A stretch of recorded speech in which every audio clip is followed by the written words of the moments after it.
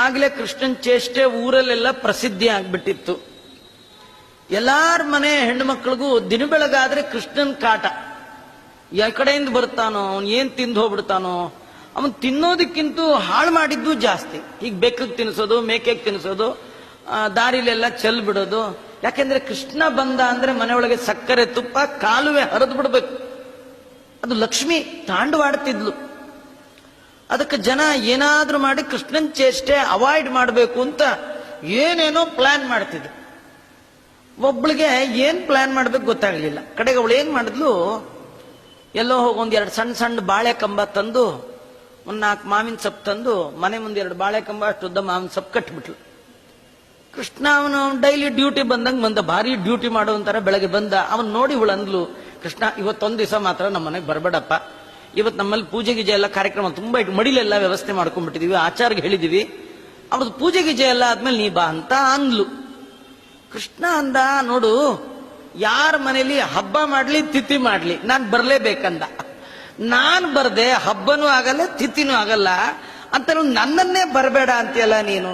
ಕೃಷ್ಣ ಏನೋ ನೀನೇನ್ ಹೇಳ್ತೀವ ನಂಗೆ ಒಂದು ಅರ್ಥ ಆಗಲ್ಲ. ಒಟ್ಟು ನೀವು ಬಂದೆ ಅಂದ್ರೆ ಮನೆಯೆಲ್ಲ ಚೇಷ್ಟೆಮಯ. ಇವತ್ತೊಂದಿನ, ಇವತ್ತು ದೊಡ್ಡ ಕಾರ್ಯಕ್ರಮ ಹಬ್ಬ ಇಟ್ಕೊಂಡು ಮಡಿಲಿ ಆಚಾರ ಎಲ್ಲ ಬರ್ತಾ ಇದ್ದಾರೆ, ಅವ್ರದ್ದೆಲ್ಲ ಆಗ್ಬೇಕು ಅಂದಾಗ ಅವನಂದ ಯಾವ ಆಚಾರ್ಗೆ ಹೇಳಿದ್ಯಾ ಹೇಳು, ಅವ್ರಿಗೆ ಹೇಳ್ತೀನಿ ಬೇಗ ಬರ್ಲಿಕ್ಕೆ ಅಂತ. ಅವಳು ಯಾವ ಆಚಾರ್ಗೂ ಹೇಳಿಲ್ಲ. ಆದ್ರೂ ಯಾವ್ದೋ ಒಂದು ಊರಲ್ಲಿ ಇದ್ದೊಬ್ಬ ಆಚಾರ ಹೆಸರು ಹೇಳಿದ್ಲು. ಕೃಷ್ಣ ಪರಮಾತ್ಮ ಸೀದಾ ಆ ಆಚಾರ ಮನೆಗೆ ಹೋಗಂದ, ಆಚಾರ ಇವತ್ತು ನೀವು ಪೂಜೆಗೆ ಹೋಗ್ಬೇಕಿತ್ತಲ್ಲ, ಅವ್ರ ಮನೆಗೆ ಹೋಗ್ಬೇಡಿ, ಅವ್ರಿಗೆ ಪುರುಡು ಬಂದಿದೆ ಅಂದ. ಆಚಾರ ಅನ್ಕೊಂಡ್ರೆ ಅವಳು ಯಾವಾಗ ಹೇಳಿದ್ಲು ಏನೋ, ನಾನು ಮರ್ತು ಬಿಟ್ಟಿದ್ನೋ ಏನ್ ಕಥೆಯೋ, ಹೋಗ್ಲಿ ಪುರುಡು ಬಂತಲ್ಲ ಒಳ್ಳೇದಾಯ್ತು ಅಂತ ಅವ್ರು ಸುಮ್ಮನೆ ಆಗ್ಬಿಟ್ರು. ಈ ಕೃಷ್ಣ ಪರಮಾತ್ಮ ಓಡ್ಕೋತ ಬಂದ ಅವಳ ಮನೆಗೆ, ತೋರಣ ಕಟ್ಟದವಳ ಮನೆಗೆ. ಅಲ್ಲಿ ಬಂದ, ನೀ ಹೇಳಿದ್ದೆಲ್ಲ ಗೋವಿಂದಾಚಾರ್ಯಗೆ ಅವ್ರಿಗೆ ಸೂತ್ಕ ಬಂದಿದೆಯಂತೆ, ಅವ್ರು ನನ್ನೇ ಪೂಜೆಗೆ ಹೋಗಿ ಕೇಳಿದ್ದಾರೆ, 10 ನಿಮಿಷಕ್ಕೆ ಬರ್ತೀನಿ ಪೂಜೆಗೆ ರೆಡಿ ಆಗು ಅಂದ. ಕೃಷ್ಣ ಪೂಜೆಗೆ ಬರೋದು ಅಂದ್ರೆ ಅಲ್ಲ, ಕೃಷ್ಣನ್ ಪೂಜೆ ಮಾಡೋ ಸ್ವಾಮಿಗಳು ಬರೋದಾದ್ರೆ 20-25 ಜನ ಶಿಷ್ಯರು, ಸ್ವಾಮಿಗಳನ್ನ ತಡಿಬೋದ್ರಿ, ಅವ್ರ ಶಿಷ್ಯರನ್ನ ತಡಿಯಕ್ಕಾಗಲ್ಲ ಅಲ್ವಾ? ಹಾಗಿರ್ತಾರ. ಮಠಿಣಃ ಏವ ಪಠಾಣಃ ಅಂತ ಆಗಿರ್ತಾರೋ. ಒಳಗ್ ಬಂದ್ಬಿಟ್ರೆ ಎಲ್ಲಿ ಮಳೆ ಹೊಡೆದ್ ಬಿಡ್ತಾರೋ, ಎಲ್ಲಿ ಬೆಂಕಿ ಹಾಕ್ಬಿಡ್ತಾರೋ. ನಮ್ಮಲ್ಲಿ ಒಂದ್ಸತಿ ಹಾಲಲ್ಲೇ ಒಲೆ ಹಚ್ಕೊಂಡ್ಬಿಟ್ಟಿದ್ರು, ಹಾಲಲ್ಲಿ. ಏನ್ ಮಾಡ್ಬೇಕು ಹೇಳಿ, ಸ್ವಾಮಿಗಳ ಕಡೆಯವ್ರು ಏನ್ ಮಾತಾಡೋಂಗ. ಇನ್ ಕೃಷ್ಣ ಬರ್ತಾನೆ ಅಂದ್ರೆ ಊರಲ್ಲಿರೋರೆಲ್ಲ ಅವನ ಶಿಷ್ಯರೇ. ಈ ಸುಮ್ ಕೆಲ್ಸಕ್ಕೆ ಬರದೇ ಇದ್ರೆ ಏನಮ್ಮ ಗುರು ಏನಮ್ಮ ಚಿಚ್ಚ ಅಂತ ಇರ್ತಾರೆ. ಜಗತ್ತಿಗೆ ದೊಡ್ಡ ಗುರು ಕೃಷ್ಣ, ಅವನಿಗೆ ಇರೋರೆಲ್ಲ ಶಿಷ್ಯರೇ. ಬ್ರಹ್ಮಾದಿ ದೇವತೆಗಳಿಗೆ ಭಗವಂತನ ಶಿಷ್ಯರಾದ್ಮೇಲೆ ಆ ಊರಲ್ಲಿರೋ ಹುಡುಗರೆಲ್ಲ ಇವನ್ ಶಿಷ್ಯರೇ, ಇವನ್ ಸೈಜ್ನವ್ರೆ. ಅವ್ರಿಗೆಲ್ಲ ಅದೇನ್ ಮೆಸೇಜ್ ಕಳಿಸ್ತನೋ, ಯಾವ ಫೋನ್ ಇತ್ತೋ ಏನ್ ಗೊತ್ತಿಲ್ಲ, 2,000 ಜನ ಹುಡುಗರು ಬಂದ್ಬಿಟ್ರಂದ. ಅವ್ರಿಗೆಲ್ಲ ಮುಖಂಡ ಕೃಷ್ಣ.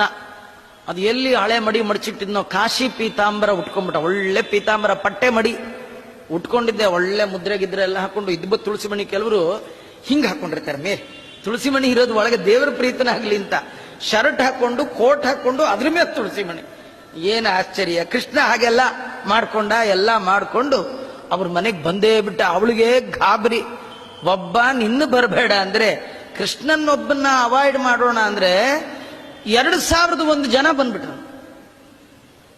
ಕೃಷ್ಣ ಬಂದದ್ದೇ ತಡ, ಸ್ವಲ್ಪ ದಾರಿ ಬಿಡಮ್ಮ. ಕೃಷ್ಣ ಆ ಹುಡುಗರಿಗೆಲ್ಲ ಹೇಳ್ಬಿಟ್ಟ, ಆ ಮನೇಲಿ ಹೋಗಿ ಮಂತ್ರ ಹೇಳಿ ಗಲಾಟೆ ಮಾಡಬೇಡಿ, ಈ ದಾರಿಲೇ ಹೇಳ್ಕೊಂಡು ಹೋಗ್ಬಿಡೋಣ ಅಂತ ಹೇಳಿ. ಈ ಸ್ವಾಮಿಗಳು ಬಂದ್ರೆ ದಾರಿಲೇ ಮಂತ್ರ ಹೇಳ್ತಾರಲ್ಲ, ಸ್ವಾಮಿಗಳಿಗೆಲ್ಲ ಸ್ವಾಮಿ ಇವನು. ಹೀಗಾಗಿ ಇವನು ಸುತ್ತ ಬರೋರೆಲ್ಲ ಒಳ್ಳೆ ವೇದಘೋಷ ಮಾಡ್ಕೊಂಡು ಬಂದ್ಬಿಟ್ರು. ಏನ ಅಡ್ಡ ಯಾರು ನಿಂತ್ಕೊಳಕ್ಕಾಗತ್ರಿ, ಎಲ್ಲ ದಾರಿ ಬಿಡಿಸ್ಕೊಂಡು ಒಳಗೆ ಹೋಗೇ ಬಿಟ್ರು. ಎಲ್ಲ ಅವ್ರವ್ರ ಕೆಲಸ ಶುರು ಮಾಡ್ಕೊಂಡ್ಬಿಟ್ರು. ಕೃಷ್ಣ ಪರಮಾತ್ಮ ಸೀದಾ ಬಂದದ್ದೇ ಎಲ್ಲಿ ನಿನ್ ದೇವ್ರ ಮನೆ ಎಂದ. ಅವಳು ಪಾಪ 2x2 ಒಂದ್ ಸಣ್ಣದೊಂದು ಪುಟ್ಟದೊಂದು ದೇವ್ರ ಮನೆ ಕಟ್ಕೊಂಡಿದ್ಲು, ಅಲ್ಲಿ ತೋರಿಸಿದ್ಲು. ಕೃಷ್ಣನೇ ಒಳಗೆ ಹೋಗಿ ಕೂತ್ಕೊಂಡ. ಅದೇ ಮಳೆಗಿಣೆ ಏನಿತ್ತು ಎಲ್ಲ ಹಾಕೊಂಡ, ಒಳ್ಳೆ ಶಿಸ್ತಾಗಿ ಪೂಜೆಗೆಲ್ಲ ರೆಡಿ ಮಾಡ್ಕೊಂಡ್ಬಿಟ್ಟ. ಕಲಶ ಪೂಜೆಯಿಂದ ಅದಂದ ದೇವರಲ್ಲಿ ಹಿಂದ. ಆ ದೇವರ ಮಹಿಮಾ ನೋಡಿ, ದೇವರ ಕೈಲಿ ದೇವ್ರ ಪೂಜೆ. ಅವನ ಯಾವ್ದೋ ದೇವ್ರ ಪೆಟ್ಟಿಗೆ ತೆಗೆದ್ಲ, ಒಂದು 3-4 ಸಾಲಿಗ್ರಾಮ ಅದು ಇದು ಎಲ್ಲ ಇಟ್ಕೊಂಡ. ಎಲ್ಲ ನಿರ್ಮಾಲ್ಯ ಆಯ್ತು. ಎಲ್ಲ ಆದ್ಮೇಲೆ ನಿಮ್ಮ ಯಜಮಾನ್ರಲ್ಲಿ ಹಿಂದ. ಅವಳಂದು ಯಾಕೆ ಇಲ್ಲ, ಪಂಚಾಮೃತಕ್ಕೆ ಸಂಕಲ್ಪ ಮಾಡಿಸ್ಕೊಂಡು ನಿಮ್ಮ ಯಜಮಾನ್ರನ್ನ ಕರಿ ಅಂತ ಹೇಳಿ ಆ ಯಜಮಾನ್ರನ್ನ ಕೂಡಿಸ್ದ. ಅವ ಸಂಕಲ್ಪ ಮಾಡಿಸ್ದ, ಪಂಚಾಮೃತಕ್ಕೆ ಹಾಲು ಉಂದ. ಇವಳು ಹಾಲು ಉಳಿದ್ರೆ ಸಾಕು ಅಂತ ಕೃಷ್ಣನ್ ಬರಬೇಡ ಅಂದ್ರೆ ಇವನು ಪಂಚಾಮೃತಕ್ಕೆ ಹಾಲು ಅಂತ. ಕಡೆಗೇನೋ ಒಂದು ಅಷ್ಟೆಲ್ಲ ಹಾಲ್ಗೆಲ್ಲ ತಂದಿಟ್ಲು. ಆ ಯಜಮಾನ್ರು ಬೈತಿದ್ರು. ಅಲ್ಲ ಬಂದಿದ್ರು, 1/4 ಲೀಟರ್ ಹಾಲ್ಗೆಲ್ಲಿ ಕುಡ್ಕೊಂಡು ಹೋಗ್ತಿದ್ದ. ಈಗ ನೋಡೋದು ಪ್ಲಸ್ ಮೊಸರು ಆಯ್ತು, ಪ್ಲಸ್ ಜೇನುತುಪ್ಪ ಆಯ್ತು. ಸುಮ್ಮನೆ ಇದ್ದಿದ್ರಿ ಇವೆಲ್ಲ ಪ್ರಾಬ್ಲಮ್ ಅಂತ ಹೇಳಿ ಗಂಡ ಹೆಂಡತಿಗೆ ತಿವಿದ. ಆಮೇಲೆ ಸುಮ್ಮನೆ ಏನ್ ಮಾಡ್ತಾ ನೋಡೇ ಬಿಡ್ತೀನಿ ಅಂತ ಹೇಳಿ ಅವಳು ಕೂತಿದ್ಲು. ಪಂಚಾಮೃತ ಶುರುವಾಗಬೇಕು. ಕೃಷ್ಣ ಅಂದ, ಇದುವರೆಗೂ ಯಾವ್ಯಾವ್ದೋ ಮಠ ಗಿಟ್ಟಕ್ಕೆ ಹೋಗಿ ಪಂಚಾಮೃತ ನೋಡಿರ್ತೀರಿ. ನಮ್ ತರ ಪಂಚಾಮೃತ ಮಾಡೋರ್ನ ನೀವು ಜಗತ್ತಲ್ಲೇ ನೋಡಿರೋಲ್ಲ, ಇನ್ನು ಮುಂದೆ ನೋಡೋದು ಇಲ್ಲ. ಈಗ ನಾ ಮಾಡ್ತೀನಿ ನೋಡು ಪಂಚಾಮೃತ ಅಂದ. ಅವಳಲ್ಲೂ ಏನೋ 1 by 1 ಹಾಕ್ತಾನೆ ಅಂತ. ಇಲ್ಲೇ ಇಲ್ಲ, ಅವನೇನ್ ಮಾಡ್ದ? ವಾದಿರಾಜರು ವರ್ಣನೆ ಮಾಡ್ತಾರೆ, ಆ ಗಂಡ ಹೆಂಡತಿ ಹುಡುಗರು ನೋಡ್ತಿದ್ದ ಹಾಗೆ ಕೃಷ್ಣನ್ 2 ಕೈ ಬದಲು 5-6 ಕೈಗಳು ಒಟ್ಟಿಗೆ ಬಂದ್ಬಿಡ್ತಾನೆ ಕೃಷ್ಣನಿಗೆ. ಏನ್ ಮಾಡಿದ್ದಾನೆ? ಪ್ರಗೃತ್ಯ ಗಂಟಾಮ ಪರೇಣ ಪಾತ್ರಂ ಕರೇಣ ಚಾನ್ಯೇನ ಪಯಪ್ಪಿ ಬಂತಂ. ಒಂದ್ ಕೈಲಿ ಅವನೇ ಗಂಟೆ, ಅವನ ಕೈಲಿ ಅವನೇ ಜಾಂಟೆ, ಇನ್ನೊಂದ್ ಕೈಲಿ ಹಾಲು, ಇನ್ನೊಂದ್ ಕೈಲಿ ಮೊಸರು ಎಲ್ಲ ತಗೊಂಡ. ಒಂದ್ ಕೈಲಿ ಹೂವು ತಗೊಂಡಂತ, ಒಂದ್ ದಳ ಹೂವ. ಹಾಲು ಗದ್ದದು ದೇವ್ರಿಗೆ ಪ್ರೋಕ್ಷಣೆ, ಉಳ್ದದ್ ಬಾಯಿಗೆ ಹಾಕೊಳ್ಳೋದು. ಈಗ ಸತ್ಯನಾರಾಯಣ ಪೂಜೆ ಅರ್ಜೆಂಟ್ ಇದ್ರೆ ಹಿಂಗ್ ಪ್ರೋಕ್ಷಣೆ ಮಾಡಿ ಮಾಡಿ ಮುಗಿಸ್ಬಿಡ್ತಾರೆ ಅಲ್ವಾ? ನಿಮ್ಗೂ ಬಚ್ಚನ್ ಮನೆಗೆ ಕರ್ಕೊಂಡು ಹೋಗ್ಬಿಟ್ಟು ತೊಮ್ಗೆಲ್ ನೀರು ತುಂಬಿಕೊಂಡು ಹಿಂಗ್ ಪ್ರೋಕ್ಷಣೆ ಮಾಡಿ ಬನ್ನಿ ಸ್ನಾನ ಆಯ್ತು ಅಂದ್ರೆ ಆಗತ್ತೆ? ನಮ್ಗೆ ಹಾಗೂ ಆಗತ್ತೆ ಅಂತ ಒಪ್ಕೊಳ್ಳೋನಿದ್ರೆ ಅದು ಭಗವಂತ ಮಾತ್ರ. ದೇವರಿಗೆ ಪ್ರೋಕ್ಷಣೆ ಮಾಡಿದ್ರು ಆಯ್ತಪ್ಪ, ಪಂಚಾಮೃತ ಆಯ್ತು, ಸುಲಭನೋ ಹರಿ, ಅದನ್ನ ಭಗವಂತ ತೋರಿಸ್ತಾನೆ. ಹೀಗೆ ಒಂದು ಅದ್ಗೊಂಡ ಪ್ರೋಕ್ಷಣೆ ಮಾಡದ, ಉಳಿದ ಹಾಲು ಕುಡ್ದ, ಗಂಟೆ ಪಾಡಿ ಗಂಟೆ ಬಾರಿಸ್ತಾ, ಒಂದ್ ಕೈ ಜಾಂಕೆ ಬಾರಿಸ್ತಾ ಇದೆ, ಒಂದ್ ಕೈಲಿ ಹಾಲು, ಒಂದ್ ಕೈಲಿ ಮೊಸರು ಎಲ್ಲ ಕುಡಿದು ಕೂತ್ಬಿಟ್ಟ. ಹೇಗಿತ್ತು ಪಂಚಾಮೃತ ಅಂದ. ಅಯ್ಯೋ, ಜನ್ಮದಲ್ಲಿ ನೋಡಿಲ್ಲ ಈ ತರ ದೇವ್ರದ್ದು ಏನ್ ಗೊತ್ತಾ? ನನ್ಗೆ ಪಂಚಾಮೃತ ಸೇವಾ ಕೊಡ್ಬೇಕು ಅಟ್ಟೆ, ಪಂಚಾಮೃತ ತಗೊಂಡು ಹೋಗೋಂಗಿಲ್ಲ ಅಂದ. ಕುಡಿದು ಬಿಡ್ತೀವಿ, ಕೊಡೋದೇ ಎಲ್ಲಿದೆ ಅಂತ. ರಾಯರಿಗೆ ಮಾಡಿದ್ರೆ ಪಾಪ ಅವ್ರು ವಾಪಸ್ ಕೊಟ್ಬಿಡ್ತಾರೆ, ಅವ್ರು ಕುಡ್ಗಿಡಿಯಲ್ಲ ಅಲ್ವೇ? ಅದು ದೇವ್ರಂತ ನಮ್ದಾಗಲ್ಲ, ಕೊಡ್ಬೇಕು, ಮತ್ತೆ ನನ್ನ ಹತ್ರ ಯಾರು ಏನು ಕೇಳಬಾರ್ದು. ಇಷ್ಟೆಲ್ಲ ಆಯ್ತು. ಶುದ್ಧಾಭಿಷೇಕ ಅಂದ. ಅದು ಒಳ್ಳೆ ನೀರ್ಗೀರೆಲ್ಲ ಇಟ್ಕೊಂಡಿದ್ದ. ಆ ನೀರನ್ನ ಗಂಟೆ ಬಾರಿಸ್ತಾ ಸಾಲಿಗ್ರಾಮಕ್ಕೆ ಹಾಕ್ದ. ಅವಳ ತಾಯಿ ಕೇಳಿದ್ಲು, ಅಲ್ಲೋ ಪಂಚಾಮೃತ ನೀನೇ ಕುಡ್ದೆ, ಅಭಿಷೇಕ ಅಂತೂ ನೀರ್ ಕುಡಿಬೇಕಲ್ಲ ಕೃಷ್ಣ ಅಂದ, ನಿಮಗೆ ತೀರ್ಥ ಕೊಡಕ್ ಬೇಕಲ್ಲ, ಅದಕ್ಕೆ ಮಾಡ್ಕೊಂಡೆ ಅಂದ. ಆಮೇಲಿಂದ ಅರ್ಚನೆಯಿಂದ ಹುಡುಗರೆಲ್ಲ ಏನು ವಿಷ್ಣು ಸಹಸ್ರನಾಮ ಹೇಳಿದ್ರು, ಎಲ್ಲ ಆಯ್ತು. ಕಡೆಗೆ ಕೃಷ್ಣ ನೈವೇದ್ಯ ಅಂದ. ಅವಾಗ ಗಂಡ ಬೈದೇ ಬಿಟ್ಟ, ಸಾಕಿ ಒಂದು ನೈವೇದ್ಯ ಅಂತಾನೆ, ನೀನೇನೋ ಒಂಚೂರು ನೈವೇದ್ಯಕ್ಕೇನೋ ಇಡ್ತೀಯ. ಆಮೇಲೆ ಎಲೆ ಊಟ ಅಂತಾನೆ. 1000 ಜನ 2000 ಜನಕ್ಕೆ ಎಲೆ ಎಲ್ಲ ಹಾಕೋದು ಯಾವ ಮಠದಲ್ಲಿ ಕೊಟ್ಟರು ತಗೊಳಲ್ಲ. ಅದರಿಂದ ಈಗ ತಪ್ಪು ಒಪ್ಕೊಂಡ್ಬಿಡೋಣ, ಕೃಷ್ಣ ನಮ್ಮಲ್ಲಿ ಯಾವ ಹಬ್ಬನೂ ಇಲ್ಲ, ಏನಿಲ್ಲ ಹೇಳ್ಬಿಡೋಣ. ದೇವ್ರ ಹತ್ರ ಯಾವಾಗ್ಲೂ ಸುಳ್ಳು ತಟಬಟ ಮಾಡಬಾರ್ದು. ನಿಮ್ದೇನಿದೆ ಅಷ್ಟೇ ತೋರಿಸಿ. ಡಂಬಾಚಾರದ ಪೂಜೆ ಭಗವಂತನಿಗೆ ಬೇಡ. ಅವನು ಏನ್ ಕೊಟ್ರು ಒಪ್ಕೊಳ್ತಾನೆ. ಎಳ್ಳಷ್ಟಿಟ್ರು ಕೂಡ ಸಂತೋಷ ಪಡುವ ಒಬ್ಬನೇ ಒಬ್ಬ ದೇವರು ಅಂತಿದ್ರೆ ಅದು ಭಗವಂತ ಮಾತ್ರ. ಇನ್ಯಾವ ದೇವತೆಗಳು ಹಾಗೆ ತೃಪ್ತಿ ಪಡಲ್ಲ.